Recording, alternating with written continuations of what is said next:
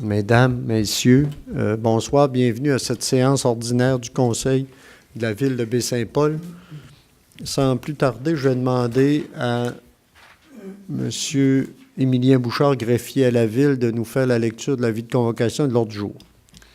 Avis vous est par les présentes données par le sous-signé, greffier de la municipalité, qu'une séance ordinaire se tiendra le lundi 11 février à compter de 19h à l'endroit désigné, soit au 15 rue Forgette, Baie-Saint-Paul. Les sujets traités seront les suivants, à savoir ouverture de la séance en A, en B, adoption de l'ordre du jour, en C, lecture ou dépôt des minutes, adoption des procès-verbaux suivants, séance ordinaire du 10 décembre, en B, séance extraordinaire du 18 décembre, et en C, séance extraordinaire 18 décembre concernant le budget. En D, règlement 1, adoption s'il y a lieu de la demande de dérogation mineure portant le numéro D 2018-26 pour le 46 route 362. Suivi en 2 de l'avis de motion et présentation du projet de règlement R713-2019 portant sur le traitement des élus. 3. Avis de motion et présentation du projet de règlement R715-2019 décrétant l'ouverture et déclarant publiques les rues Breton, du Trèfle, du Nénuphar et des Fougères. Résolution, administration et législation. 1. Financement à long terme 2019 en résolution d'adjudication. En B. Adoption d'une résolution de concordance et de courte échéance relativement à un emprunt par obligation au montant de 6 891 000 $ à être réalisé le 26 février 2019. En 2, projet du chemin Sainte-Catherine, autorisation de signature des différents contrats. En 3, projet de réfection du revêtement de l'hôtel de ville, décompte numéro 3 et libération de la retenue. En 4, Club Lyon, espace pour entreposage, facturation. Sécurité publique, 5, nomination d'un nouvel officier au service incendie. 6, achat de 6 habits de combat, emprunt au fonds de roulement. Dans voirie et hygiène du milieu. En 7, demande au ministère du Transport. Autorisation pour ramasser la neige sans signaleur circulant à pied. Urbanisme et mise en valeur du territoire. 8, programme Rénovation Québec, paiement de la subvention. 16 rue Leblanc. En 9, demande de permis en zone PIA pour le 17 rue des Bouleaux. En B, pour le 11 rue Forgette. En C, pour le 25 rue Saint-Jean-Baptiste. En D, pour le 126 rue Saint-Joseph. Et en E, pour le 211 rue Saint-Joseph. Loisirs, parcs et culture. 10, classique hivernal Bauer, le 15 mars, commandite. 11, contribution aux activités de l'Association de hockey mineur de Charlevoix et du Club de patinage artistique. Dans l'affaire nouvelle, délégation de membres diverses, un congrès annuel de la Fédération canadienne des municipalités du 30 mai au 2 juin, délégation. En 2, sommet municipal, résilience climat, le 21 mars, délégation. En 3, Fondation Mireur, ralentissement de la circulation le 1er juin. 4, la virée nordique du 14 au 17 février, commandite de 200 $. En 5, motion de félicitations, récipiendaire, Gala Charlevoix reconnaît. En 6, motion de félicitations, Mme Rose Savard-Ferguson. Suivi en G de la correspondance, H, lecture des comptes de 25 000 et plus et adoption des comptes du mois de janvier. Période d'intervention des membres du Conseil en I, suivi en J, questions du public et en cas levé ou ajournement de la séance. Merci, M. Bouchard. Donc, s'il n'y a pas de modification, je vais prendre une proposition pour l'adoption de l'ordre du jour. Je vais le proposer. M. Goudreau, appuyé de M. Duchesne. Donc, maintenant, en C, donc 1, adoption des procès-verbaux. Donc, le premier en A, séance ordinaire du 10 décembre 2018. Donc, les membres du Conseil en ont eu copie. Oui. Est-ce qu'il y a une proposition pour l'adoption? Je vais proposer. Je vais l'appuyer. M. Duchesne, appuyé de Mme Lamy. Ça va, est-ce qu'il y a des questions de suivi? ou autres, ça va. Je pense qu'il y a eu, de toute façon, on a pu les poser aujourd'hui à la séance d'études. Donc, en B, maintenant, séance extraordinaire du 18 décembre. Est-ce qu'il y a une proposition? M. Fizette? Je vais le seconder. M. Goudreau appuie. En C, séance extraordinaire du 18 décembre, donc c'était la séance du budget. Est-ce qu'il y a une proposition pour l'adoption du procès-verbal? Je vais le proposer. Je vais le seconder. M. Goudreau, appuyé de M. Pilote. Ça va pour tout le monde? Maintenant, règlement, donc, section D, règlement, adoption de la dérogation mineure D 2018-26. Je rappelle que pour cette dérogation mineure-là, on a eu la consultation publique lors de la dernière réunion du Conseil, mais comme le CCU avait lieu après, on arrive avec la proposition d'adoption ce soir. Donc, la dérogation mineure, la nature de la dérogation, c'est d'autoriser une marge de recul de 5 avant, donc de 5,73 mètres, alors que le minimum prescrit est de 6 mètres. En fait, ici, c'est un bâtiment qui a été construit avant la génération des plans d'urbanisme et de tout ce que vous voulez. On parle ici d'avant 1978. Et donc, là, ici, l'objectif, c'est de rendre l'immeuble conforme et aux différents règlements. Donc, on le voit ici, là. Donc, c'est normalement, les dérogations mineures dans ces cas-là là, servent. C'est une des principales raisons pour lesquelles on a ce règlement-là, c'est de rendre conforme des choses qui ont été réalisées de bonne foi à une certaine époque, mais qui maintenant là, doivent être régularisées. Donc, la recommandation du CCU est favorable. Est-ce qu'il y a une proposition? Je vais le proposer. M. Goudreau, appuyé de M. Fizette. Maintenant, avis de motion et présentation du projet de règlement R713-2019 portant sur le traitement des élus municipaux. Donc, lors du dernier budget qu'on a adopté en décembre pour 2019, on avait, vous vous souvenez, pour ceux qui s'en rappellent ici, j'avais mentionné qu'au niveau de l'administration générale, il y avait une hausse d'autour de 100 000 $, dont, à l'époque, ce que je disais, on pensait autour d'un 60 000 là, qui irait pour des changements au niveau de la rémunération, pour une majoration de la rémunération des élus. Par contre, et la raison en était, en fait, il y en a deux. Une qui fait, vous savez, on en a entendu parler, que le gouvernement fédéral, vous savez, dans la rémunération des élus, il y a une partie qui était imposable, une autre qui ne l'était pas. Le fédéral a décidé d'imposer l'ensemble de la rémunération. Donc, ça voulait dire du salaire en moins pour une rémunération moindre pour les élus. Donc, l'idée était, comme toutes les autres municipalités, d'ajuster ça en conséquence. Mais en même temps, nous, Baie-Saint-Paul, on n'avait pas ajusté les salaires depuis déjà plusieurs années. Donc, en même temps, on a décidé d'aller de l'avant. Et on parlait à ce moment-là de 60 000. Le résultat qu'on a ici, ça donne autour de un peu plus de 49 000 $ là, sur la question budgétaire, mais on va vous le dire plus précisément.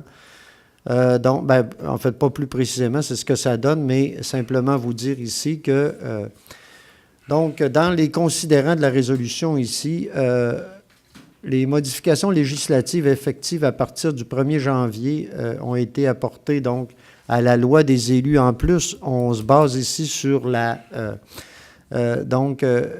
loi 122, là, qui fait en sorte, d'une part, que certaines balises encadrant la rémunération des élus municipaux, notamment celles relatives à l'imposition d'une rémunération minimale, ont été abolies. Et d'autre part, que la responsabilité de fixer la rémunération des élus municipaux revient à la ville, donc à la municipalité. Et évidemment, je vous rappelais tantôt tout ce qui a été apporté là, par rapport aux décisions du fédéral. Donc, maintenant, la rémunération annuelle du maire est donc fixée à 51 318 et 96 sous pour l'exercice financier 2019. Et la rémunération annuelle des membres du conseil, autre que le maire, est fixée à 12 102 pour le même exercice financier. Et ça, c'est la rémunération. Là, on arrive ici avec ce que ça veut dire. Vous l'avez ici. Donc, la rémunération du maire passe maintenant avec la location. Vous voyez ici, 51 610 La location est de 16 000, sera de 16 476. En fait, c'est pour le maire, c'est la même allocation. Et on arrive ici avec un montant total de 68 086 donc, et pour les conseillers, vous voyez ici, il y a une majoration au niveau du salaire qui est de 4 546 qui mène à 12 102 et une majoration également au niveau de la location exemptée de 6 051 et donc qui donne un total, là, vous voyez ici, de 17 181 Vous avez ici en rouge là, les petites parenthèses. Pour le maire, 4 154, ça c'est l'argent qui aurait été perdu, là, perdu, en fait, il n'est pas perdu, mais gagné pour le gouvernement, mais c'est l'argent qui est perdu sur la rémunération qui aurait été de l'impôt versé sur l'ensemble du salaire. Pour le maire, vous voyez 4 154, pour les conseillers, 972. Donc, ce qui vient ici ajuster, là, donc, ce qui vient ajuster les salaires à ce niveau-là. Donc, voilà, en gros, là, les résultats de tout ça. Et je le rappelle, donc, c'est un total, là, parce que si on calcule ce qu'on appelle les avantages sociaux là-dedans, donc, c'est un total de 49 350 et 12, c'est ça, hein? Oui, en plein ça.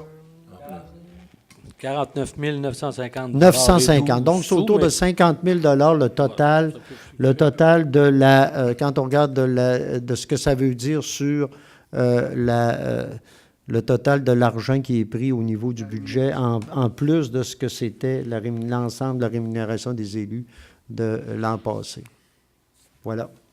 Donc, est-ce qu'il y a quelqu'un qui présente l'avis de motion? On présente l'avis de motion et après ça, on fait une résolution, M. Bouchard?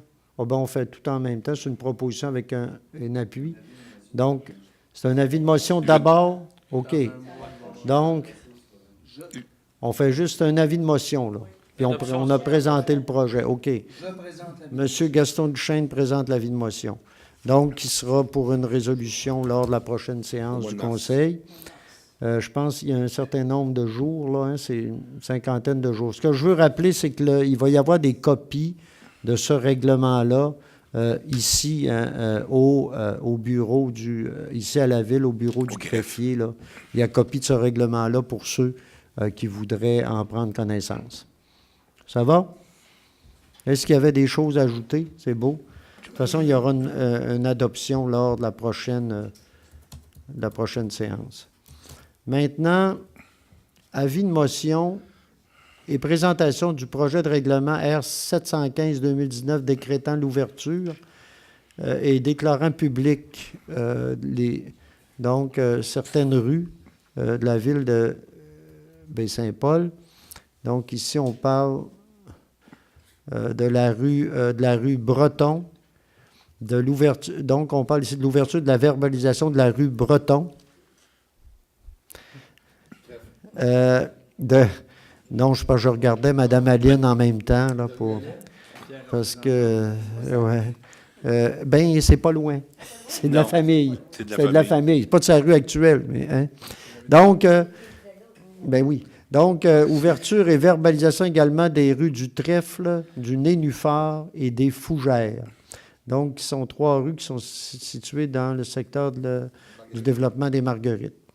Donc, est-ce qu'il y a quelqu'un qui présente l'avis de motion? Monsieur Fizette. Maintenant, financement à long terme, donc 2019, d'abord la résolution d'adjudication. Donc, on est allé en refinancement. En fait, c'est du refinancement, puis du financement et du refinancement pour un total de 6 891 000 comme on fait régulièrement. On retourne en appel d'offres pour... c'est plusieurs règlements. Là, ici, il y en a une dizaine, là, au moins, avec lesquels on est retourné en appel d'offres. Et le meilleur taux, ici, c'est la financière Banque nationale. C'est un coût réel de 3,01464 %. Donc, qui est accordé, et donc on irait avec le plus bas soumissionnaire. Il y en avait deux autres que je peux nommer, là, qui sont la Banque Laurentienne et BMO, donc également, qui avaient soumissionné. Donc, est-ce qu'il y a une proposition? Est-ce qu'il y avait ajouté, M. Bouchard? Non, ça va? seulement sur complet. Est-ce qu'il y a une proposition? Je le propose. Oui, M. Goudreau, appuyé de M. Fizette. Maintenant, adoption d'une résolution de concordance et de courte échéance relativement à cet emprunt-là. C'est une formalité. Là, on doit adopter ce type de choses-là. C'est une exigence du ministère là, par rapport à ça, si je me souviens bien. Hein? Oui. Donc, est-ce qu'il y a une proposition? Je le propose, M. le maire. M. Goudreau? Je peux l'appuyer. Mme Lamy va appuyer. M. Lamy approuve. Maintenant, chemin Sainte-Catherine, autorisation de signature des actes notariés. Donc, le projet, les gens qui connaissent le projet du chemin Sainte-Catherine qui a été réalisé entièrement maintenant. Mais on avait, vous vous souvenez, là, pour ceux qui ont suivi tout ça, nous avions plusieurs ententes à régler avec plusieurs riverains de la rue. Et là, on arriverait à la conclusion de tout ça. Donc, il y a un mandat qui avait été donné à Maître Kim Bernier-Giroux, c'est ça? Et là, on arriverait avec l'autorisation de signer là, l'ensemble des documents en lien avec ça. Donc, est-ce qu'il y a une proposition? Je propose, monsieur. Madame Lamy. Je vais l'appuyer. Appuyé de M. Goudreau. Projet de réfection du revêtement de l'hôtel de ville, donc décompte et numéro 3 et libération de la retenue. Donc, encore là, c'est un projet qui est complété, qui est terminé, qui a été, je pense, qui donne des résultats intéressants. Hein? Les résultats sont là, puis je pense qu'on a réussi, on en parlait cet avant-midi, je ne sais pas si on est, mais qu'on est arrivé pas mal à l'intérieur là, des coûts qu'on avait prévu à ce niveau-là. On rappelle que le contrat avait été accordé à Construction Éclair. Donc, on arriverait ici pour approuver le décompte final, donc numéro 3. Donc, c'est un montant de 57 422,77 $. Et également de libérer la retenue de 10 %, donc qui est de 17 971,28 $. Donc, ça veut dire que les travaux ont été faits à notre satisfaction et on viendrait régler tout ça. Donc, est-ce qu'il y a une proposition? M. Duchesne, appuyé de M. Goudreau.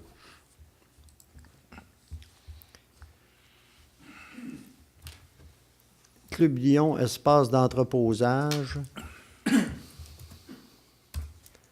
Donc, nous avons permis au Club Lyon d'entreposer des choses dans un de nos conteneurs qui est situé sur les terrains du garage municipal. Et donc, on viendrait ici, il y avait une facture qui a été envoyée là, à ce niveau-là.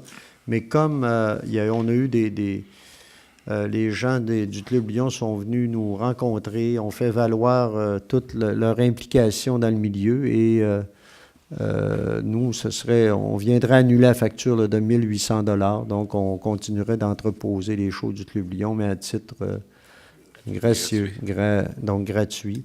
Mais je pense que c'est logique de le faire, étant donné l'implication du club au fil des années auprès de la ville et auprès de beaucoup d'organisations aussi de la ville. Donc, est-ce qu'il y a une proposition là-dessus? Je vais le proposer. M. Goudreau, appuie M. Fizette?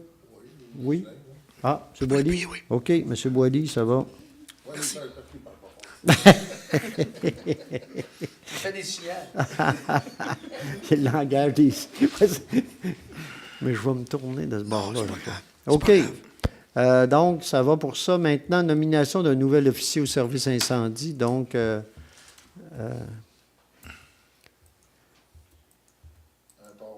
on a ici, suite à la retraite donc, de M. Jean Mailloux, qui était lieutenant au sein du service sécurité incendie de Baie-Saint-Paul depuis déjà 23 ans. Il y aurait, on viendrait ici officialiser, on nous recommande la nomination d'un nouveau lieutenant qui serait M. Jean-Philippe Gagnon. M. Gagnon est pompier depuis 2007. 2007, c'est ça, à la ville de Baie-Saint-Paul, et il a suivi les formations requises avec succès. Donc, on nous recommande là, sa nomination.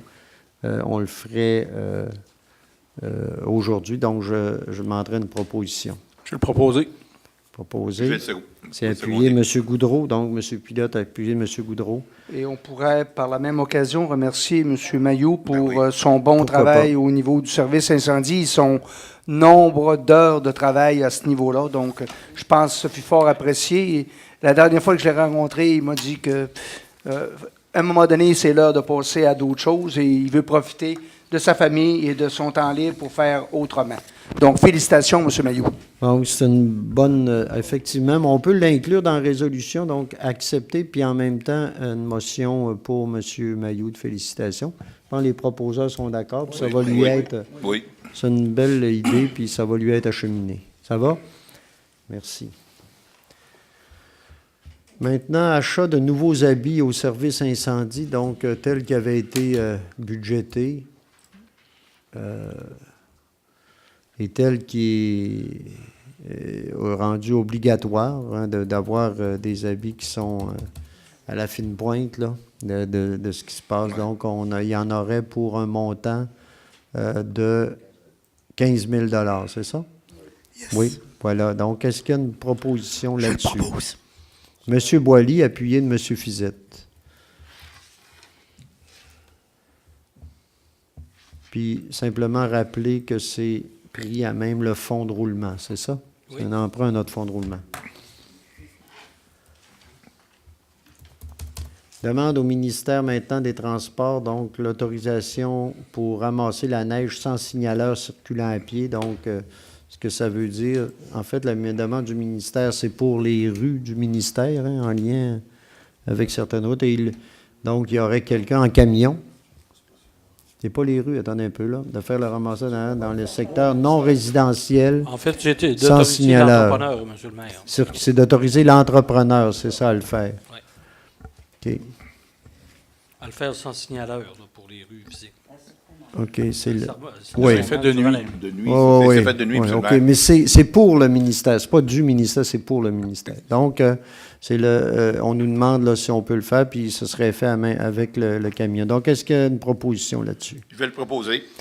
Proposer M. Goudreau, Je vais l'appuyer. appuyé de M. Pilote. Maintenant, programme Rénovation Québec. Vous le savez, on a un programme maintenant pour la rénovation donc de certains bâtiments, de certaines résidences, donc à Baie-Saint-Paul. Donc, on aurait ici un projet qui est recommandé. Ce serait pour le 16 rue Leblanc et on l'autorisait avec le paiement de la subvention. Donc, c'est un montant de 12 468,93 $. Vous savez que dans le cadre de ce programme-là, la Ville irait pour ce montant-là. Le ministère y va également pour le même montant, puis en fait, le propriétaire, là, il va pour au moins le même montant, sinon plus. Donc voilà. Est-ce qu'il y a une proposition là-dessus? Je le propose. On voit ici, on l'a ici, hein, sur les types de M. travaux qui ont été faits. Appuyé, ça a été proposé par M. Boily. Yes. Appuyé M. Goudreau. Maintenant, PIA, donc le 17 rue des Bouleaux. Ça va, messieurs? Le 17 rue des Bouleaux, donc le PIA demande de permis. Ici, la nature, c'est le remplacement du revêtement de toiture du bâtiment principal en aluminium enduit d'une couche de pierre semblable à du bardeau d'asphalte. Le revêtement de toiture choisi est dans les tons de brun noir. Et donc, on parle ici, ça s'harmonise avec le cadre naturel du secteur et la nouvelle toiture va ajouter une touche distinctive au bâtiment. Ça, je vous donne l'analyse, le résultat de l'analyse du service d'urbanisme. Donc, c'est recommandé par le CCU. Est-ce qu'il y a une proposition? Je le propose, M. le maire. M. Goudreau, appuyé. Je vais l'appuyer. M. Pilote. Maintenant, la nature, le 11 rue Forgette, la construction d'un écran visuel pour la mécanique extérieure de l'Arena. Donc, l'écran visuel sera situé en cour latérale, donc du côté de l'école Forgette, d'une hauteur d'environ 2,3 mètres, se construit en bois teint et en aluminium, permettant ici de s'harmoniser à l'Arena. Il y aura également un aménagement paysager en pourtour afin de diminuer les risques d'accidents dus à la circulation automobile. Donc, sur ces arguments-là, le CCU recommande au Conseil d'accepter la proposition. Donc, est-ce qu'il y a une proposition là-dessus? Je vais l'appuyer. M. Duchesne, appuyé de M. Boilly. Maintenant, 25 rue Saint-Jean-Baptiste, remplacement de toutes les fenêtres au deuxième étage et dans les lucarnes, ainsi que le remplacement d'une porte arrière.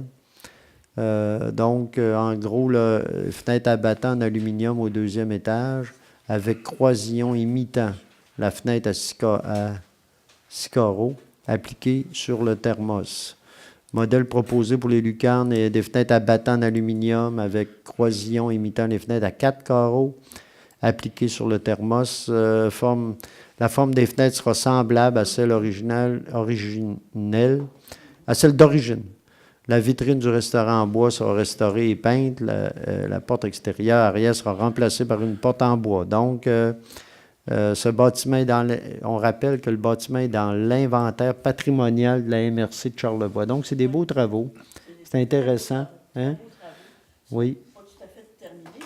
Mais ce qu'on en voit, là, ça donne... Il reste les portes et puis les fenêtres. Ouais. Puis, le seul changement par rapport à l'original, c'est la petite galerie là, que vous voyez. Oui. À une certaine époque, elle faisait toute la longueur du bâtiment. Mais là, c'était pas possible à cause du restaurant, à cause des fenêtres en bas, oui, justement. Pour laisser entrer la lumière. OK. Donc, ça va là-dessus. Donc, la recommandation est positive. Est-ce qu'il y a une proposition?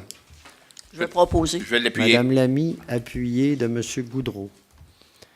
Maintenant, le 126 Saint-Joseph. Donc, ici, c'est le remplacement de la porte d'entrée ainsi que l'aménagement d'une dalle de béton afin d'implanter un panneau électrique extérieur pour la station de pompage numéro 1. Donc, c'est notre station de pompage dans ce secteur-là. On parle ici d'une porte semblable à celle du revêtement. Ça va être et donc, en fait, c'est à peu près la même...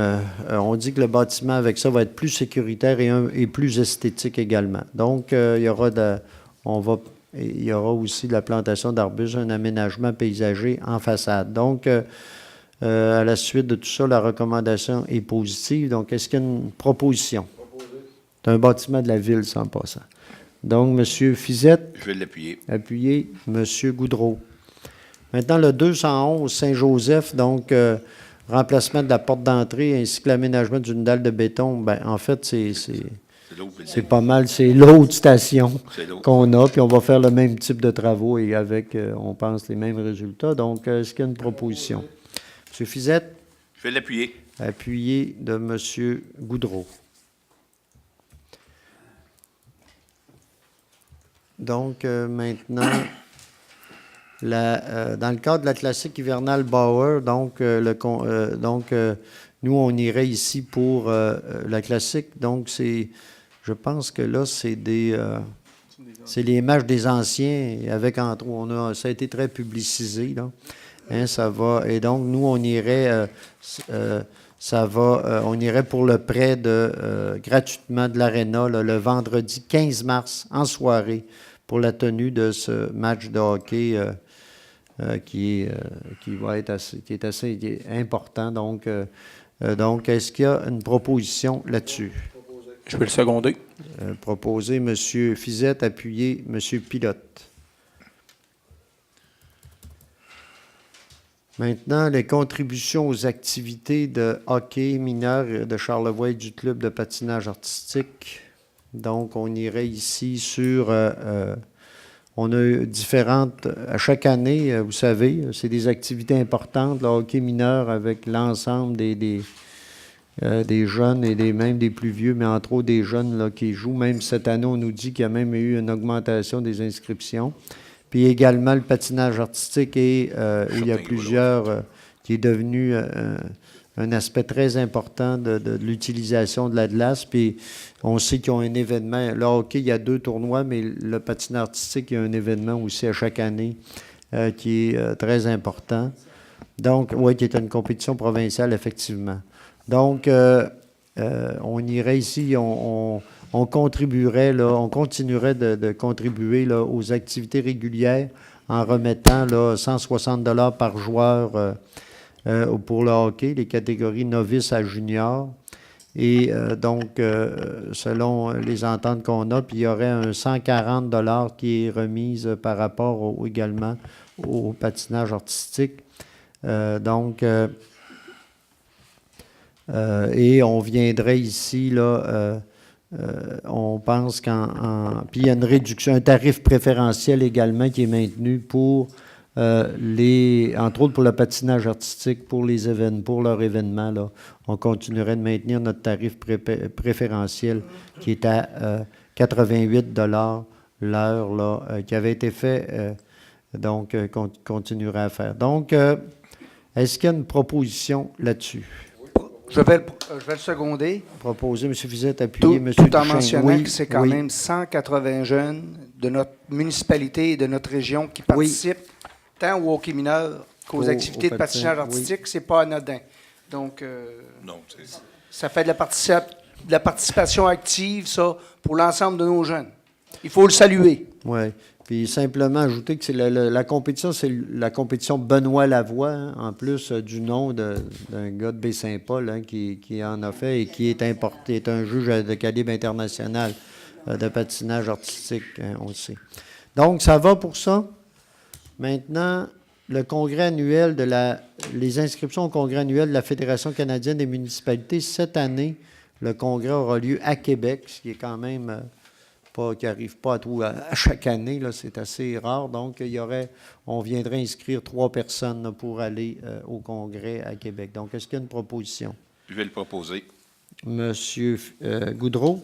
Je vais l'appuyer. Appuyez M. Duchesne. Rappelez qu'on est membre de la Fédération canadienne et que depuis quelques années, la Fédération canadienne a financé à la ville de Baie-Saint-Paul certains, donc notre plan d'urbanisme, hein, il y avait eu un montant d'argent qui avait été remis à ce niveau-là. Et actuellement, tout le projet de biomasse, là, avec lesquels l'étude sur la biomasse, hein, avec lesquels on travaille, puis il y a même d'autres possibilités là, qu'on peut aller chercher. D'ailleurs, notre présence là-bas, c'est pour également maintenir nos contacts avec la Fédération parce qu'il y a des possibilités intéressantes de ce côté-là. Entre autres du côté du développement durable. Ça va? Maintenant, sommet municipal résilience climat, en parlant de ça. Donc, on irait ici avec 2 personnes là, qui iraient. Moi, j'y vais déjà, en siégeant. C'est organisé par l'UMQ. On connaît l'importance des changements climatiques de plus en plus. Hein, tout le monde le reconnaît. Et...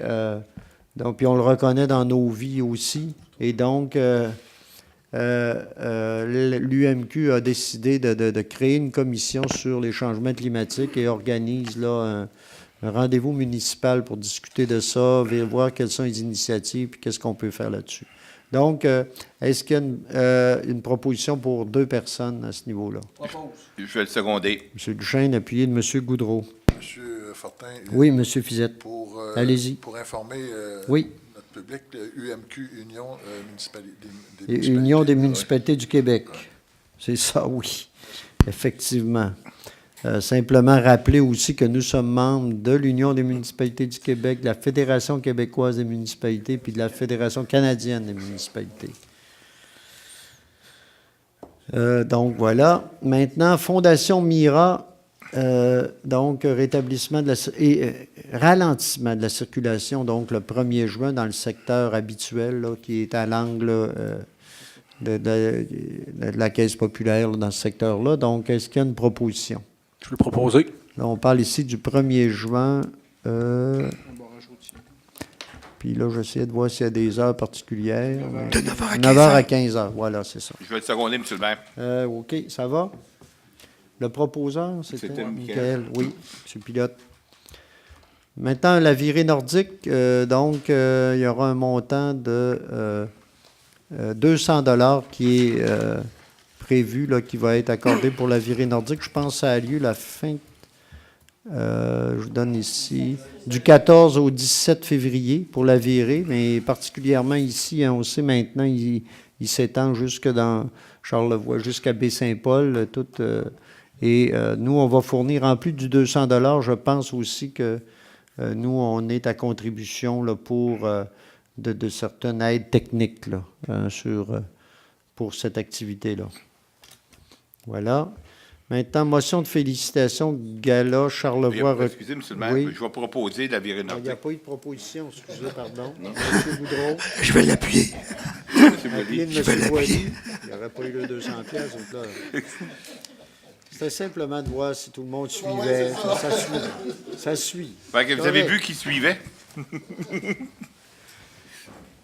Donc, en F5, motion de félicitations, donc, motion de félicitations pour le gala Charlevoix reconnaît. Vous savez, le gala organisé par la Chambre de commerce a eu lieu la semaine dernière. Et plusieurs entreprises de Charlevoix ont... D'abord, je pense qu'il faut souligner le fait que plusieurs entreprises de tout Charlevoix ont participé. Je pense l'idée de participer, de monter un dossier, c'est quand même important, il faut le souligner. Je pense que tout le monde est méritant. On a pu, en tout cas pour ceux qui y étaient, ils ont pu voir tout le dynamisme du développement économique dans toutes sortes de secteurs et c'est vraiment, ça vaut la peine de le souligner. Il y a eu évidemment à travers ça des récipiendaires. Il y en a plusieurs de Baie-Saint-Paul et même de la MRC, mais entre autres de Baie-Saint-Paul, qui ont eu dont le travail a été souligné de façon particulière. Et l'idée est ici de pouvoir présenter une motion de félicitations pour ces entreprises-là. On peut ici les nommer. Il y a le Mousse Café. On donne ici. Donc, il y a ici le Mousse Café, donc, qui était au niveau qui était ex-aequo là, pour le prix du polyvalent. Simard Suspension pour son prix du productif, le Festif pour l'engagé, le Diapason Bistrot Épicurien pour le charmeur, volet restauration, Élie Charlevoix pour le performant, la microbrasserie Charlevoix pour son prix l'ambassadeur, la base de Baie-Saint-Paul pour son prix l'entreprenant et les Faux Bergers de Baie-Saint-Paul pour son prix Charlevoix Soutien. Donc, qui ont été reconnus au niveau de Charlevoix Soutien. Donc, on voit ici, donc on voit le nombre d'entreprises, il y en a 8 au total, qui sont de Baie-Saint-Paul, qui méritent, je pense, une félicitation. Oui? Ça fait plus que 8. Parce qu'il était avec Coop de l'Arbre. Ah, la Coop de l'Arbre, j'ai oublié la Coop. Excuse-moi, 9, oui. J'en ai, oui, OK. Il y en a un qui est ex-aequo, là. Je n'étais pas allé au bout de ma lecture. Donc, la Coop de l'Arbre également, qui était là, qui est un partenaire en plus de la ville, un partenaire. Il y en a plusieurs qui sont...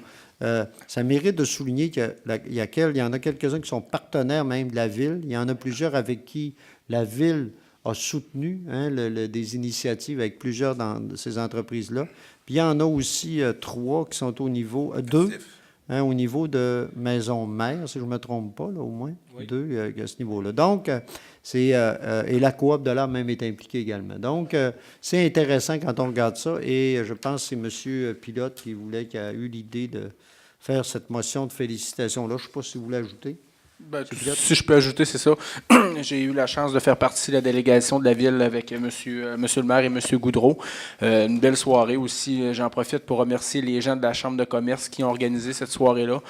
Des fois, de remercier et de souligner les bons coups qui se font par les gens de chez nous, c'est important. On sait que les gens d'affaires, ils contribuent à plusieurs emplois dans la région. Donc, je trouve ça très important de le souligner. Et encore un beau bravo à tous ceux et celles qui ont été nommés, là, qui ont été récipiendaires, et même ceux qui n'ont pas gagné et qui ont réussi à participer, à se rendre à ce grand gala-là, à être finaliste, c'est quand même pas rien. Là. C'est vraiment tout le Grand Charlevoix qui vous reconnaît. Fait que ça se résume pour ceci. Voilà, je pense que dans le texte de la résolution, d'ailleurs, qui était soumis par M. Pilote, il y avait des éléments comme considérant l'apport économique important de ces gens dans notre milieu, l'apport de services apportés dans la communauté, l'emploi, évidemment. Donc, ils emploient de nombreux citoyens et citoyennes de Baie-Saint-Paul et du Grand Charlevoix, la performance des gens de chez nous, et nous devons être fiers des gens qui contribuent à la réussite de notre collectivité. Donc, voilà, c'est une proposition. Monsieur Michael Pilote, est-ce que c'est appuyé? Je vais l'appuyer. Et Monsieur Goudreau? Ça va? Parfait. Tout le monde? Maintenant, Maintenant, motion de félicitations pour Madame Rose Savard-Ferguson, qui, elle, s'est démarquée en patin artistique. Donc, Monsieur Duchesne, je pense que vous voulez en faire une Oui, ça me motion. fait plaisir. C'est une motion de félicitations, mais en même temps, une vive reconnaissance. Donc, Mademoiselle Rose Savard-Ferguson a terminé première dans la catégorie juvénile 2019. Et ça, grâce à sa performance à Sherbrooke, elle a obtenu le titre de championne québécoise. C'est pas anodin. Et ça, dans la catégorie juvénile, section Québec patinage au Canada 2019. Donc là, on parle de l'ensemble du Canada. Donc, oui, au Québec, mais reconnu par Patinage Canada. Donc, derrière, ce qu'il faut souligner, là, c'est que derrière ce titre s'accompagnent plusieurs heures de pratique et d'efforts personnels. Bravo pour votre accomplissement, Mademoiselle Savard. Gagnon Ferguson. Parce que moi, je pense que derrière, il y a toujours une grande dame ou une grande famille qui est à l'arrière de tout ça. Je pense que Mme Savard doit être personnellement elle-même un peu contente des résultats de sa fille. Donc, on vous souhaite, je pense tous les membres du Conseil, une belle continuité et on vous souhaite les plus hauts sommets admissibles et encore de plus grands exploits. Bravo, c'est tout à fait louable de votre part. Félicitations. Vous représentez très bien notre région. Merci. Donc, M. Duchesne, vous en faites la proposition. Est-ce que c'est appuyé? Je vais l'appuyer. M. Goudreau. Donc, maintenant, correspondance, janvier. Donc, les membres c'est un dépôt, mais les membres du Conseil en ont eu des copies au cours des derniers jours. Est-ce qu'il y a des questions ou des commentaires là-dessus? Ça va. Maintenant, les chèques, 25 000 et plus, la lecture. Donc, M. Bouchard. Alors, on débute avec un premier déboursé de 103 655,39 $ aux entreprises du Haut-du-Four. C'est le contrat de déneigement, le paiement 2 de 6 à la MRC de Charlevoix pour principalement les codes-parts. Un déboursé de 502 198,72 $. On a aussi versé au centre de gestion du complexe PFM une contribution de 250 000 $ en lien avec les espaces, le volet de levier économique et aussi l'exploitation du musée. Alors, ça avait été prévu au budget. On a un autre déboursé à Hydro-Québec pour une douzaine, au-delà d'une douzaine d'installations de la ville. Là. Un paiement de 31 146,68 $. Alors, ces chèques additionnés aux autres de 25 000 et moins ont totalisé dans le fonds d'administration des déboursés total de 1 148 954,09 $. Si on va voir maintenant du côté du fonds d'investissement, on a deux paiements d'au-delà de 25 000 $. Un premier à Construction Éclair au montant de 134 803,59 $. Ça a principalement lieu avec les travaux qu'on a réalisés ici à l'Hôtel de Ville. On a à Génécor, expert conseil pour les travaux qu'on réalise d'études en biomasse. Pour le Maison Mère, là, on a déboursé de 39 091,51 $. Alors, ces déboursés-là, avec les autres de moins de 25 000, ont totalisé 215 668,16 $ dans le fonds d'investissement. Alors, ça complète la lecture, M. le maire. Merci, M. Bouchard. Donc, est-ce que... Non, c'est là, je vais demander, est-ce qu'il y a des questions sur ce qui... De toute façon, encore là, je le répète, on a eu une présentation des comptes. Les gens ont pu... l'ensemble des comptes. Là, on fait la lecture 25 000 et plus, mais l'ensemble des comptes ont été présentés aux membres du Conseil. Ils ont pu poser des questions. Sinon, il peut y en avoir d'autres. Autrement, je vais prendre une proposition pour l'adoption des comptes.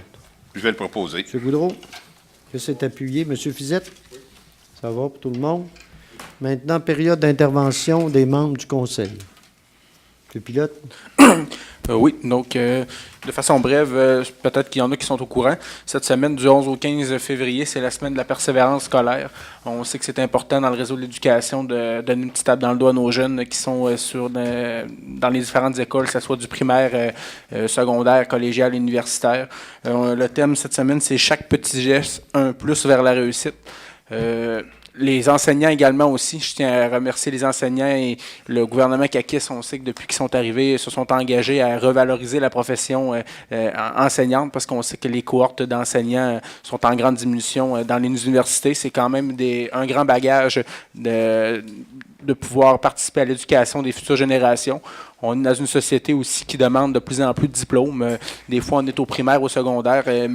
Je peux même en témoigner personnellement. Lorsque j'étais au secondaire, je n'étais pas nécessairement le plus motivé parce que je me disais que je n'aimais pas tant ça l'école, mais j'ai finalement réussi à aller au collégial, à l'universitaire et très bientôt décrocher une maîtrise. Donc, je crois que tout est possible. Des fois, il y en a qui aiment moins ça aussi, les longues études, mais il y a toujours possibilité de décrocher des diplômes d'études professionnelles.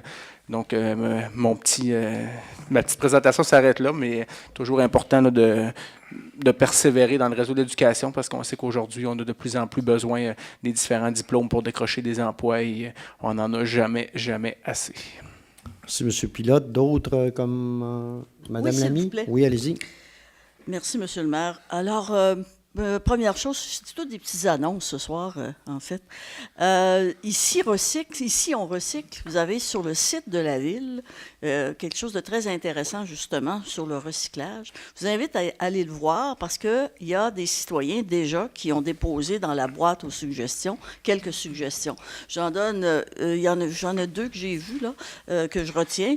Une qui parle d'une possibilité de commune auto à Saint-Paul, et puis l'autre aussi qui parlait de jardin communautaire. Alors, allez-y, puis faites vos contributions. Je pense que c'est intéressant que vous le fassiez, puis c'est très facile à consulter. Vous allez au site de la Ville, vous voyez ici, on recycle, et puis ça va très bien. L'autre chose, je ne sais pas si vous avez déjà arrivé de vous promener ou d'avoir à accompagner quelqu'un qui était en chaise roulante ou de pousser des carrosses et des poussettes à Baie-Saint-Paul. Si vous l'avez fait, vous avez dû vous rendre compte qu'il y a beaucoup de commerces et de boutiques qui ne sont pas accessibles pour tant les bébés dans les poussettes que les gens dans les chaises roulantes. Et je trouve ça un peu déplorable parce qu'il y en a il y a des commerces vraiment où ce serait très facile d'accommoder les gens. Il y en a d'autres, ce serait peut-être un peu plus compliqué, mais il y a des commerces où ce serait très facile. Alors, pour vous aider, là, je m'adresse particulièrement aux commerçants, la MRC a un programme de 15 000 $ qui va permettre justement de faire qui s'adresse aux petits commerces précisément. Donc, il y a des conditions là, sur pas plus que 2 étages et puis en fait une certaine superficie. Vous avez à faire la demande. On va vous expliquer. Alors, on peut faire par exemple une petite rampe. On peut aussi faire des portes électriques. Enfin, différents petits travaux de ce genre-là qui faciliteraient la vie des gens et l'accès aux gens. Je pense que c'est important. Tu sais, on parle de mobilité, mais la mobilité, c'est aussi ça également pour tout le monde. Alors, c'est une aide financière. Alors, vous pourrez, si vous voulez vous adresser à la MRC, je vous donne tout de suite, c'est M. Justin Gingras qui a ce dossier-là. Et vous pourrez le rejoindre au numéro 435-2639 au poste 75. Et puis, il y a un autre concours aussi qui est intéressant. On a parlé patrimoine ce soir. Vous avez vu une photo d'une belle réfection quand même. Bien, plusieurs, plus qu'une en fait. Et il y a donc la MRC aussi lance ce concours pour le patrimoine. Il y a différentes catégories. Là, je ne vais pas entrer dans tout ça, mais vous pourrez vous informer. C'est Annie Vaillancourt, à la MRC, qui est responsable de ce programme-là. Alors, c'est ouvert tant aux propriétaires qu'aux locataires qui ont fait des travaux pour embellir notre ville. C'est que le patrimoine, c'est important à Baie-Saint-Paul. Donc là, et on trouve toujours qu'il n'y a pas assez d'aide, c'est vrai, mais on va essayer de s'améliorer. Mais en tout cas, là, il y a un concours qui permettrait au moins de faire connaître ce que vous avez pu réaliser. Merci, Monsieur le maire, c'est tout. Merci, Madame Lamy. D'autres? Ça va? Ça va? Non plus? Donc, voilà. Moi, j'aurais peut-être une petite affaire. Aujourd'hui, je pense que c'est aujourd'hui qu'on a, oui, on a présenté, il y a un communiqué de presse qui est sorti, une activité à l'Arena. On parlait de patinage tout à l'heure, mais à l'Arena, il y a une activité qui va avoir lieu du 10 au 29 mars. Donc, c'est ce qu'on appelle, c'est la troupe Le Patin Libre. C'est une troupe montréalaise qui, depuis plusieurs années, fait des chorégraphies sur patin. C'est très moderne, très rythmé. Et c'est intéressant. Et donc, ils vont être en résidence à l'Arena, donc Luc et Marie-Claude de Baie-Saint-Paul, du 10 au 29 mars. Ils ont déjà été en Europe, ils ont fait plein de choses. Ils vont être ici pendant plusieurs jours. Ils vont évidemment travailler en résidence, vous savez. Il vont y avoir, pendant la résidence, il y a différentes activités d'animation. Et il y en a 3 là, dont on parle, entre autres. Il va y avoir une soirée sur glace le samedi 16 mars, de 18h30 à 21h. Ça va être pour tout le monde, pour tous. Il va y avoir un atelier avec le club de patinage artistique de Baie-Saint-Paul, puis un atelier avec filles actives, c'est ça, de l'école secondaire Saint-Aubin. Donc, c'est un bel événement, c'est quelque chose d'intéressant. C'est la première fois, mais je pense que c'est...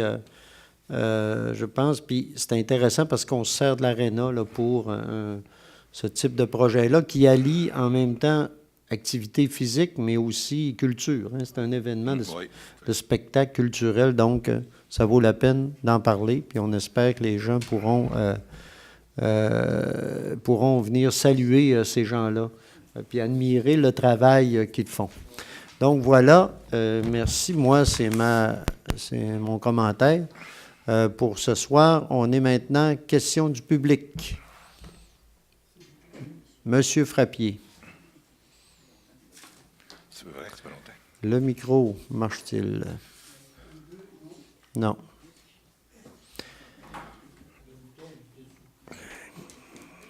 Oui. Non. Monsieur Bouchard. On devrait l'ouvrir, ça, tous les fois.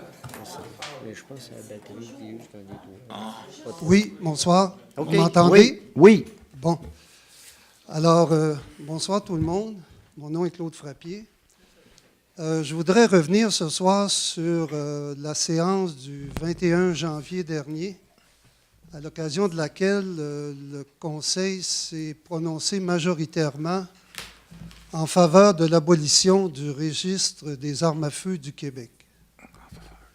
Alors, d'entrée de jeu, je dois vous dire que j'ai été surpris et même choqué d'assister à cette démonstration à la télévision. J'ai cru voir revivre le Boys Club d'il y a 40 ans, quand le Conseil, composé majoritairement d'hommes, s'opposait à Mme Jacinthe Simard et offrait souvent un spectacle désolant. Mais je suis ici ce soir pour donner mes propres commentaires. Sur le fond de la question du registre, ce n'est pas un débat qui est tout noir ou tout blanc. Je ne suis pas venu ici pour le défendre absolument. Seulement, les arguments utilisés me paraissaient inexacts.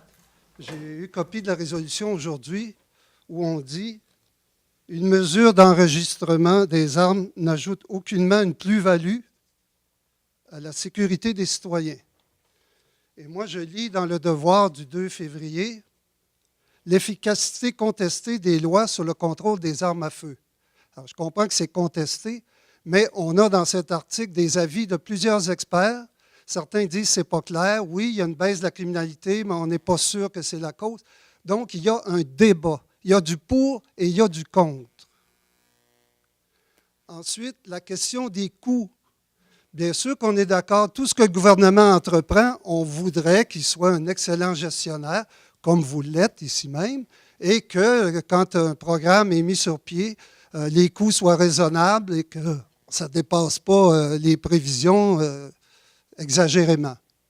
Donc ça, c'est une banalité. Tout le monde est d'accord qu'il faut contrôler les coûts. Ce n'est pas un argument contre le registre. Le registre d'une efficacité relative ou incertaine a quand même une valeur probante de symbole.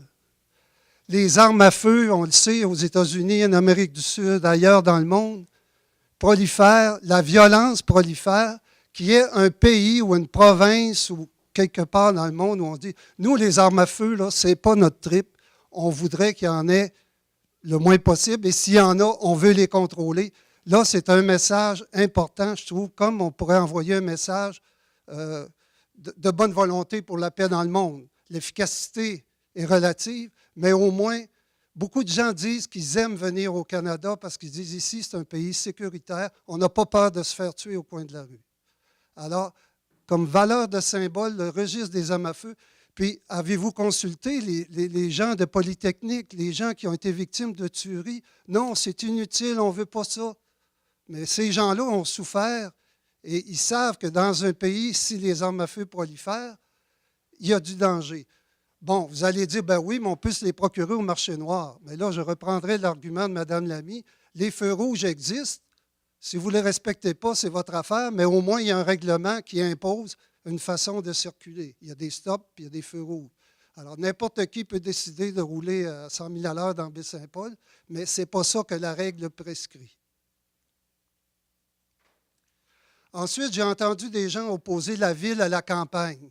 Ah, la majorité des Québécois est pour le registre. Ah, c'est parce que c'est les gens de la ville. Quel argument contre-productif. Quelle belle manière de se tirer dans le pied. Premièrement, vous avez tous, vous êtes un certain âge, probablement des enfants qui vont à la ville étudier, se trouver un travail, fonder une famille. Ils sont à la ville. Ce sont des citadins. Et la plupart des gens de la ville, ils viennent des régions. Ce n'est pas des mondes imperméables, ça. Et vous savez bien aussi que beaucoup de gens de la ville sont attirés par le merveilleux paysage de Charlevoix. Les citadins qui viennent ici, allez-vous leur cracher dessus ou les snobber en disant « Ah, ça, c'est du monde de la ville. Ce n'est pas intéressant. C'est pas du monde comme nous autres. » Alors ça, c'est une façon de créer de la division. Et vous auriez pu aussi bien dire « Ah, ben c'est les jeunes, ça. » Ou « C'est les femmes. » Ou quand on veut créer de la division, on s'imagine un autre. On le met là-bas, puis on dit, il n'est pas comme nous autres. Alors, c'est facile d'accuser les gens de la ville quand la majorité des Québécois est en faveur du registre. Et puis, pourquoi s'opposer avec tant de virulence? Et, en tout cas, les discours que j'ai entendus m'ont vraiment jeté à terre. Quand une inscription est facile et gratuite, c'est vraiment parce qu'on est pompé ou qu'on a été pompé par d'autres à dire « Hey, les gars, ça ne sera pas faire », puis que la loi soit transgressée ou non, on ne s'inscrira pas. Et là, j'ai un conseil municipal qui vient dire « Ah, vous ne respectez pas la loi, ben, c'est pas grave, on est de votre bord, vous êtes corrects, les gars. » Bon, ça, c'était sur le fond. Je m'excuse, je suis un peu nerveux. Pourquoi? Mais, M. Frappier, je rappelle là, que j'essaie depuis un certain temps de m'en tenir au temps. Là, hein, puis oui. Je voudrais vous dire, regardez, il n'y a pas beaucoup de monde aux assemblées, on est chez soi. Je comprends. Donnez une chance aux citoyens de s'exprimer. Mais je veux juste vous rappeler... D'accord. Okay. Ce que je veux vous dire, c'est que vous avez voté une résolution. Là, je viens sur la manière de procéder. Un groupe de pression communique avec vous. Très bien. Mais est-ce que c'est votre rôle? Est-ce qu'on vous a élu pour ça ou on vous a élu pour gérer la ville, administrer le déneigement et puis le budget, puis faire... ou est-ce qu'on vous a demandé de prendre position sur la procréation assistée, l'aide médicale à mourir, l'avortement? Êtes-vous là pour ça? Pour prendre position dans tous les grands débats de société? J'en doute. Je comprends qu'exceptionnellement, ça peut arriver, un cas majeur, tout le monde est concerné, il faut absolument faire quelque chose. Mais dans ce cas-ci, c'est un groupe de chasseurs qui ne veut pas prendre 5 minutes pour s'inscrire. Ce n'est pas un débat de société, il n'y a pas des gens lésés, des gens qui risquent de perdre leur vie ou quoi que ce soit, là. Mais on s'empresse de voter et, je vais essayer de suivre mes notes un peu.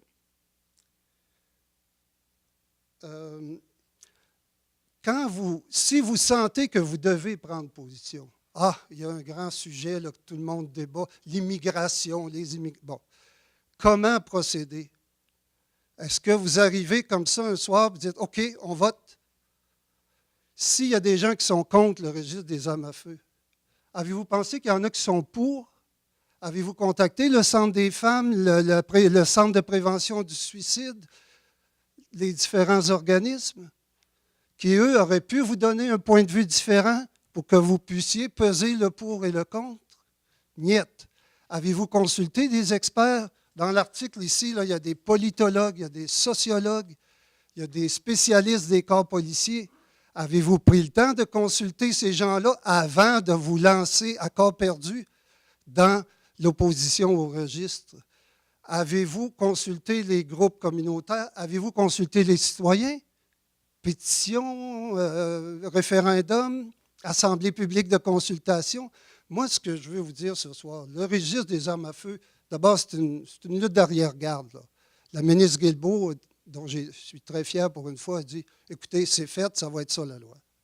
Mais, à l'avenir, si moi j'arrive ici et je vous dis, je veux une résolution pour dénoncer les musulmans, allez-y.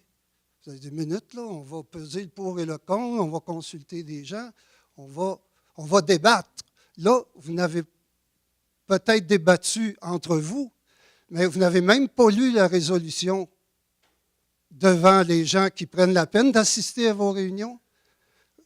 Et même M. Thibault, il a dit, j'ai donné ça à M. Bouchard, là, il va vous arranger ça, là, j'y ai trouvé une résolution, là, il va vous arranger ça pour que ça fitte avec Baie-Saint-Paul.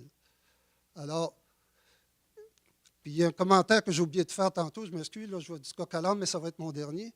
Quand vous dites les gens de la ville, là, les ci et les ça, ce n'est pas eux autres que vous cherchez à attirer à coups de millions par des campagnes de publicité, associations touristiques, gens d'affaires, chambres de commerce. Et quand c'est plein de monde dans les rues, Baie-Saint-Paul, ce n'est pas les gens de Saint-Hilarion qui remplissent les commerces, les restaurants, les hôtels, c'est les gens des villes. Alors, envoyez-leur pas le message qu'il y a eux et nous, puis que nous autres, on ne fonctionne pas comme eux autres. C'est contre-productif. Voilà, j'ai pris beaucoup de temps, mais je pense qu'il y avait de la place pour le faire et j'ai ruminé ça assez longtemps pour avoir besoin de l'exprimer ce soir, mais je veux insister sur mon dernier point. Procédure adéquate quand vous avez à débattre de sujets publics. Ce n'est pas votre rôle d'arriver et de dire on est contre l'avortement puis on vote une résolution. Vous êtes là pour gérer et demander aux citoyens leur avis parce qu'il y a du pour et du contre dans tous les débats. Merci. Merci de m'avoir écouté. Ça n'a pas été si pire, finalement, j'ai vu pire. J'ai vu pas mal plus long et c'est pas si mal. Et simplement, je vais ajouter, peut-être, moi, je suis là, je veux pas grand, je l'avais dit, je ne veux pas en faire beaucoup de commentaires là-dessus. J'en ai peut-être 3, mais bien courts. D'abord, le Boys Club, là, je rappelle que j'ai voté contre. Donc, j'ai donné ma position là-dessus et je ne pense pas là, qu'on était dans ce type de choses-là. Bon. Deuxième affaire, ma deuxième chose, moi, j'ai dit ce que j'en pensais l'autre jour, puis je le redis, puis ça, je suis d'accord avec vous. Moi, selon moi, on n'avait pas à amener ça ici. C'était pas notre chose. Donc, ça, je l'ai dit l'autre jour d'ailleurs. Mais là, écoutez, majoritairement, ça a été décidé autrement. La troisième chose, et ça, vous l'aviez bien souligné, la décision, moi, je m'en remets à une décision gouvernementale qui a été annoncée et qui va faire son chemin. Pour le reste, pour moi, ce dossier-là, au niveau de la ville, est clos. Donc, pour moi, c'est réglé. C'est tous les seuls commentaires que je pouvais faire. Puis, il n'y en a pas d'autres. Pour moi, c'est clos. Donc, je n'ajouterai pas. Mais je sais, je pense, il y a M. Fizette et M. Pilote qui m'ont signalé. Il y en a d'autres, M. Duchesne aussi, qui veulent réagir, j'espère, de façon assez succincte. Effectivement, je vous encourage à le faire. Merci. Oui, vous permettez, oui, bonjour M. Frappier. Moi, j'aime bien qu'on ait des commentaires de toutes parts, mais je dirais d'une chose, OK? Il ne s'est pas passé un débat ici lors de la dernière Assemblée. Le débat, nous l'avions fait avant, OK? Il ne faut pas non plus penser que nous avons débattu à la tête étourdie. OK, on a pris le temps de faire nos recherches, on s'est documenté, puis ainsi de suite. On a été capable de prendre position. Maintenant, il y a eu une demande, OK, qui a été faite par un groupe de citoyens. Moi, est-ce qu'on doit dire que parce que c'est un groupe qui est contre un autre groupe qu'on ne doit pas se prononcer, OK? Je pense que nous sommes là pour représenter tous les citoyens de Baie-Saint-Paul. Et soit dit en passant, ce sont les seuls qui ont demandé au Conseil de pouvoir appuyer leur démarche. Donc, tous les citoyens paient pour l'implantation. Oui, bien, il est écrit, notons que cette tâche sera sans frais. Je regrette, mais tout le monde, tous les citoyens du Québec vont payer pour le registre. C'est des dizaines de millions de dollars. Le Conseil représente donc l'ensemble des citoyens. Il n'y a pas eu de débat, OK, ici à l'Assemblée. Seuls les citoyens favorables à l'abolition de cette loi de l'enregistrement des armes à feu ont demandé une implication de la part du Conseil. Tous les membres du Conseil, en faveur ou non de la résolution, se sont tenus debout, contrairement à certains commentaires que j'ai pu obtenir, qu'un certain nombre s'était tenu debout, que d'autres pas. Tout le monde s'est tenu debout là-dedans, OK? Il y a des divergences d'opinion, puis ça se respecte. Pourquoi maintenant j'ai secondé cette résolution, puis j'ai voté contre le registre des armes à feu? D'abord, il faut dire que, je veux dire ici, parce que j'ai eu des commentaires directs, le Conseil n'a pas incité les gens à ne pas enregistrer leurs armes à feu. Oui, monsieur. Non, monsieur. Ben, écoutez, je l'ai moi-même dit, OK, lors de mon implication, lors de mon intervention, oui, merci, que je l'ai noté ici à quelque part. La position de... Bon, en aucun temps, le Conseil a incité quiconque à ne pas enregistrer leurs armes à feu, comme l'exige la loi. La position du Conseil ne s'associe pas au message invitant les propriétaires d'armes d'épaule sans restriction à ne pas les enregistrer. Ça, c'était très clair. C'était les premières phrases que j'ai dites lorsque j'ai secondé la proposition. Puis c'est là-dessus que le Conseil s'est basé. Le Conseil a dit, la loi est là, vous devez respecter la loi. Par contre, il y a un groupe de citoyens qui veulent faire valoir leur mécontentement, puis comme quoi ils étaient réfractaires au registre des armes à feu. Pourquoi maintenant j'ai fait ça? Parce que l'objectif visé par l'enregistrement des armes à feu, c'est d'augmenter, c'est d'ajouter à la sécurité. La loi des armes à feu répond déjà à cette valeur-là, OK, à cette valeur ajoutée, en exigeant un certificat pour la possession puis l'acquisition des armes à feu. Puis la possession et l'acquisition des armes à feu, là, juste la question de l'enregistrement des armes à feu, c'est pour permettre la connaissance de la présence des armes à l'épaule sur le territoire du Québec.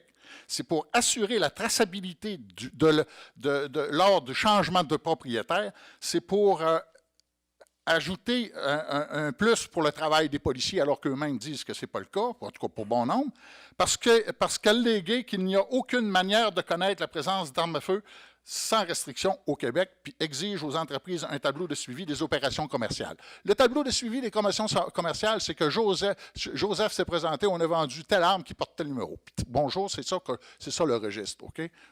exiger aux propriétaires. On l'a vu, ça. On a vu ça. La loi... Permettez-moi, monsieur... De façon succincte. Oui, mais le titulaire de permis de possession d'armes à feu, lui, là, il doit suivre un cours canadien, OK, qui est sur la sécurité agréée pour le maniement des armes à feu.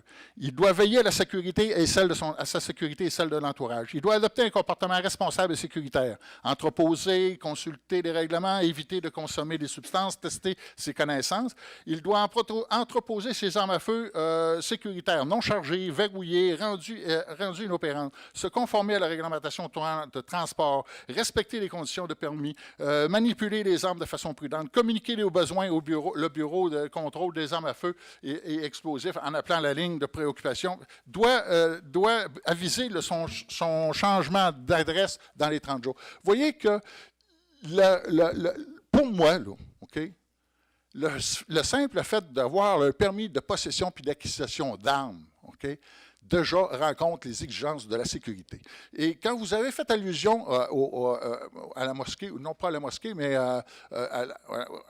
c'est ça, à l'Université de Montréal, en Polytechnique, mais ce n'est pas des armes à l'épaule qui ont été utilisées là, soit dit en passant. Vous parlez à un moment donné que de mal accueillir les gens de la ville. Ce qui a été soulevé par les gens concernant ville versus campagne, c'est que les sondages qui ont été faits par Léger et Léger, la grande partie des gens qui ont été sondés provenaient des centres-villes et non pas des régions qui sont plus... qui rencontrent plus de chasseurs. Alors donc, c'est ça qui a été donné. Mais ça, comme vous dites, ça n'a pas vraiment sa bonne cheville. OK? Mais par ailleurs, il faut bien dire que... Là, M. Fizel, le débat a été... le débat il a été fait entre nous. Il n'a pas été fait entre les citoyens et eux. Mais soit dit en passant, M. Frappier, vous êtes le seul citoyen qui est venu ici demander au Conseil ou donner votre opinion au Conseil en rapport avec cette histoire des registres des armes à feu. Et le Conseil n'a jamais, au grand jamais... Moi, personnellement, mes armes à feu, ils sont enregistrés, mon cher monsieur. Ils sont enregistrés, mes armes à feu. Mais je ne suis pas en faveur du registre des armes à feu. Parce que les argents, vous avez fait allusion à la question des suicides et tout ça. Allez voir les statistiques de Canada. Vous allez voir que on est 8 151 millions au Québec en 2013, OK? Vous avez là-dedans 127 suicides en moyenne, OK, occasionnés en utilisant l'arme à feu, OK? Par année, en moyenne, OK? Ça fait ça 0,00155%. C'est pas une grosse affaire, là. Mais il reste qu'en plus, là, il faut savoir c'est quoi l'idée suicidaire, il faut savoir c'est quoi une tentative de suicide. Là, je pourrais vous entretenir là-dessus, M. Frappier. On va avoir l'occasion de se rencontrer. Fizette, c'est ma spécialité là-dedans. Alors, je pourrais vous en parler. M. Fizette, je vous invite effectivement à pouvoir en parler, mais c'est pas, je pense que là, vous avez pas mal bien centré votre position. On l'a été assez clair et... m'excuse. Non, ça va. C'est parce que c'est sûr que, comme dit M. Frappier, c'est sûr que c'est un débat là, qui aurait mérité peut-être une table pour le faire. Oui. Mais l'occasion ne s'est pas présentée. Okay. Mais c'est certain que le Conseil, ici, n'a pas incité quiconque à ne pas enregistrer ses armes à feu. OK.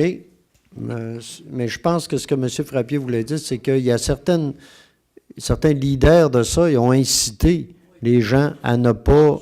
ben oui, puis c'est des gens qui sont venus nous demander des résolutions. Il ne faut pas oublier ça. Là. Mais c'est quand même important des fois. OK. Donc, Monsieur Pilote. Oui. Donc, juste pour faire un bout de chemin là, sur ce que mon collègue, M. Fizette, vient d'affirmer. Effectivement, le Conseil n'a jamais, au grand jamais, cautionné la désobéissance civile en appelant les citoyens à ne pas s'inscrire au registre des armes d'épaule québécoises. Oui, effectivement, il y a une résolution qui a été votée qui mentionne que nous sommes contre le registre, mais jamais, au grand jamais, on a dit aux gens de ne pas le suivre. Il y a une loi qui est en vigueur présentement au Québec qui a été votée par l'Assemblée nationale et qui demande aux citoyens, qui oblige, même c'est une loi, les citoyens à s'inscrire au registre. Donc, les citoyens ont le devoir et l'obligation de le faire. Jamais on a mentionné ça, donc je ne sais pas là, pourquoi que ça sort. Et deuxièmement, en tout cas, je peux même le dire devant la caméra, là, regardez-moi bien, là, entendez-moi bien aussi, je ne suis pas un yes man, fait que c'est sûr que si je me suis personnellement avancé là-dedans, c'est parce que je me suis informé. J'ai passé la fin de semaine à lire de l'étayage sur le sujet. J'ai communiqué avec des policiers aussi. J'ai été sur les sites de Santé Canada, de la Gendarmerie royale du Canada. J'ai lu énormément de documents pour me faire une tête. Et quand je vote ici à la table du Conseil sur quelque sujet que ce soit, je m'assure d'avoir toute l'information auquel j'ai besoin. Et si je ne l'ai pas, je vais demander aux différents fonctionnaires de l'organisation de me la faire provenir parce qu'il faut être en mesure d'avoir l'information lorsqu'on prend des décisions éclairées. Et dans ce dossier-là, je peux vous affirmer que nous avions toute l'information, en tout cas pour ma part, afin de procéder à la décision. Et oui, j'ai voté en faveur de cette proposition. Et si la motion devait se représenter, je garderai la même position actuellement. C'est tout. Merci. Monsieur Duchesne? Moi, M. Frappier, on n'est pas dans l'unicité ici aujourd'hui, là. Baie-Saint-Paul, comme 106 municipalités inscrites aujourd'hui, ont voté contre le registre. 75% des armes aujourd'hui au Québec ne sont pas inscrites au registre des armes à feu. Une question qu'il faut se poser, qui écoute qui et comment? Quand 75% des armes ne sont pas inscrites, il y a quelqu'un en haut qui refuse ce que le monde lui demande en bas. Donc, ça, c'est un élément. Le 26 février prochain, la loi du Québec va être entendue au fédéral, en Cour supérieure, pour savoir sa légalité. À ce moment-là, nous saurons si oui ou non la loi qui a été votée par le Parti libéral du temps est légale. Donc, à ce moment-là, nous verrons ce que les gens feront au Québec par rapport à leurs armes. Ils les enregistreront ou les enregistreront pas. Sur les sondages, j'y reviendrai pas parce que M. Fizette l'a dit. Là. Des sondages où 90% proviennent de Laval, Montréal, Sherbrooke, Shawinigan et des grands centres pour savoir si oui ou non ils sont contre. Puis il n'y a pas un chasseur dans ces grands centres urbains-là ou presque pas.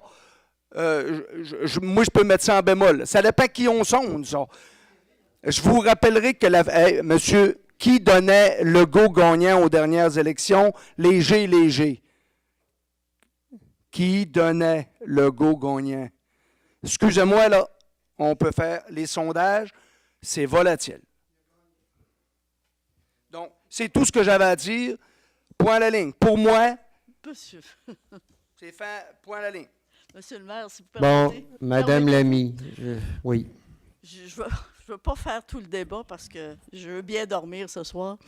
Mais d'abord, c'est parce que ça me fait réagir parce que quand M. Duchesne dit qu'il n'y a pas un chasseur ou il n'y en a presque pas dans Montréal, Gatineau, puis tout ça, il faut ignorer la géographie du Québec pour ne pas savoir qu'il y a plein de gens des villes qui sont des chasseurs puis qui vont tantôt en Gaspésie, qui viennent tantôt à telle place. Les gens sondés, Mme Ami, les gens sondés. Les gens sondés, on ne leur a pas demandé s'ils étaient des chasseurs. On a demandé 78% dans le sondage léger a dit qu'ils voulaient ce registre. Et ça provenait effectivement de cet échantillon-là. Et dans cet échantillon-là, il y avait sans doute aussi des chasseurs, des gens des villes. Bon, il ne faut pas dire que les gens des villes, il n'y a pas de chasseurs là. Ça ne correspond pas à la réalité, vous le savez aussi bien que moi. Mais ça, c'est juste une rectification, c'est pas grave. Moi, je veux simplement remercier M. Frappier d'être venu exprimer... je ne sais pas si c'est la voix de la majorité silencieuse, parce que moi, je n'ai pas fait de sondage, mais en tout cas, j'apprécie qu'il soit venu faire part de son opinion. Puis ça, je trouve ça important. Et puis, j'ai retenu une chose dans ce que vous avez dit, M. Frappier. Puis peut-être que ça, c'est un intangible. D'une certaine façon, ça ne se mesure pas par des statistiques. Mais les gens de Polytechnique, comme les gens de la Grande Mosquée de Québec le savent, Les armes à feu, là, ça a une valeur de symbole. De symbole sur la violence et les valeurs d'une société. Je ne dis pas que les chasseurs sont des meurtriers, c'est pas ça que je suis en train de dire. Je suis en train de dire que c'est un signal et que ça a une valeur de symbole, puis les symboles, c'est important aussi pour ce qu'on défend, pour le type de société qu'on veut être. Puis je vous remercie de l'avoir mentionné. Merci. 2 minutes. Oui, M. Fizette. Moi aussi, je vous remercie, M. Frappier. Mais je vais vous juste dire une chose, OK? Moi, j'ai considérez-moi comme une personne dangereuse si j'ai un seul arme à feu dans les mains. Si j'en ai 5, je suis absolument pas dangereux pour personne. Mais les 5 sont tous enregistrés, alors que ça donne quoi de plus? Comprenez-vous? C'est que c'est le rapport entre l'être humain et l'arme à feu qui est à questionner, et non pas l'arme à feu en soi. Et c'est pourquoi je dis qu'il faut avoir des investissements qui soient faits. Pouvons-nous croire que maintenant, un jeune qui a des difficultés de déséquilibre, qui fait de l'anxiété, puis qui a des idées suicidaires, il ne peut pas aller consulter gratuitement. Ça lui coûte 200 à 300 piastres de l'heure pour pouvoir aller consulter un psychologue. Ça n'a pas de sens, ça.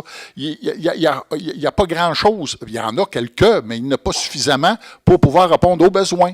Mais le problème, ce n'est pas en investissant dans l'arme à feu, c'est en investissant chez les individus. Merci. Monsieur le maire, me permettez-vous une dernière remarque? 2 minutes, oui, M. Frappier. Parce que dans ma cogitation, je m'étais imaginé l'histoire suivante. Vous êtes en voyage aux États-Unis, en Floride, au Texas. Il fait chaud, vous avez le goût d'aller prendre une bière avec votre femme.